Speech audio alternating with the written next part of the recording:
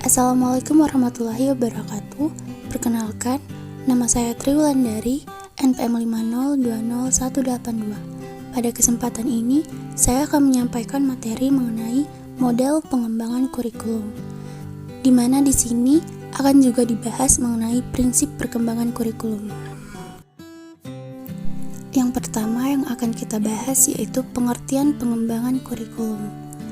Pengembangan kurikulum adalah proses memaksimalkan pelaksanaan kurikulum dalam mencapai tujuan pembelajaran yang ditetapkan sebagaimana dalam kurikulum yang ditetapkan pemerintah setelah dilaksanakan dalam waktu tertentu.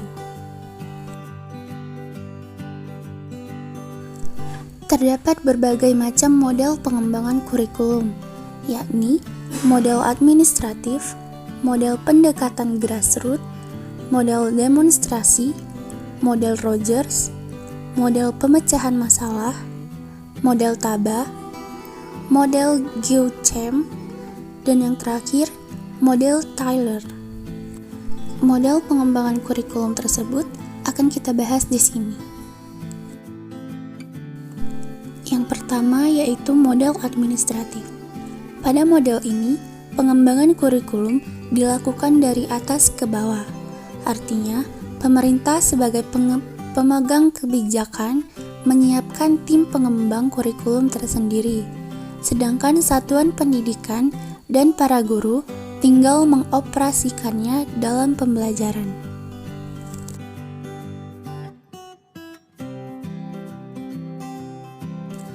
Selanjutnya yaitu model grassroots.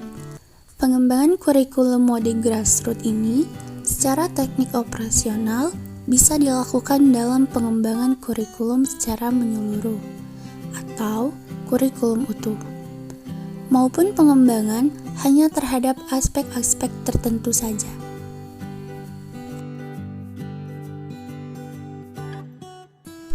Model demonstrasi pada dasarnya bersifat grassroots, datang dari bawah.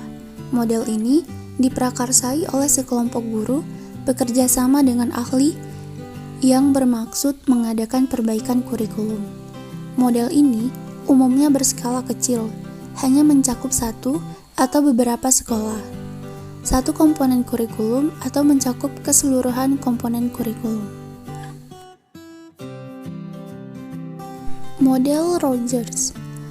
Carl Rogers adalah seorang ahli psikologi yang berpandangan bahwa manusia dalam proses perubahan mempunyai kekuatan dan potensi untuk berkembang sendiri. Tetapi, karena ada hambatan-hambatan tertentu, ia membutuhkan orang lain untuk mempercepat perubahan tersebut.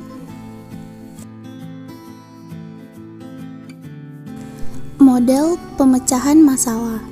Kurikulum model ini sudah melibatkan seluruh komponen pendidikan yang meliputi siswa, orang tua, guru, serta sistem sekolah. Kurikulum dikembangkan dalam rangka memenuhi kebutuhan para pemangku kepentingan atau yang diistilahkan dengan stakeholder, yang meliputi orang tua siswa, masyarakat, dan lain-lain. Penyusunan kurikulum dilakukan dengan mengikuti prosedur action research. Model Beauchamp memiliki 5 bagian pembuat keputusan. Yang pertama, memutuskan arena atau lingkup wilayah pengembangan kurikulum. Yang kedua, menetapkan personalia atau tim para ahli kurikulum. Yang ketiga, tim menyusun tujuan pengajaran kurikulum dan pelaksanaan proses belajar mengajar. Yang keempat, implementasi kurikulum. Dan yang kelima, evaluasi kurikulum. Model Taba.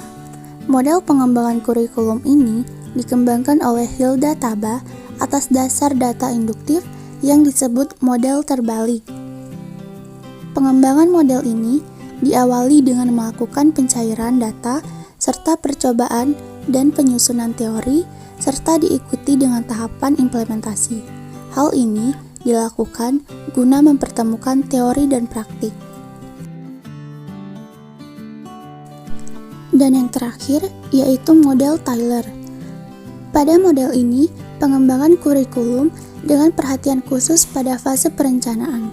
Dalam bukunya Basic Principle of Curriculum and Instruction, Detail rasional, suatu proses pemilihan tujuan pendidikan, dikenal luas dan dipraktekkan dalam lingkungan kurikulum.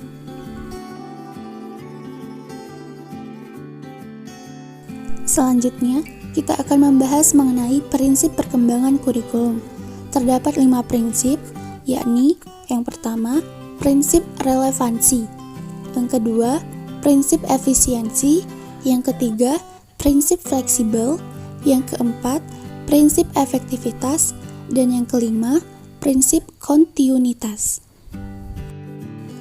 Demikian, itu saja yang dapat saya sampaikan.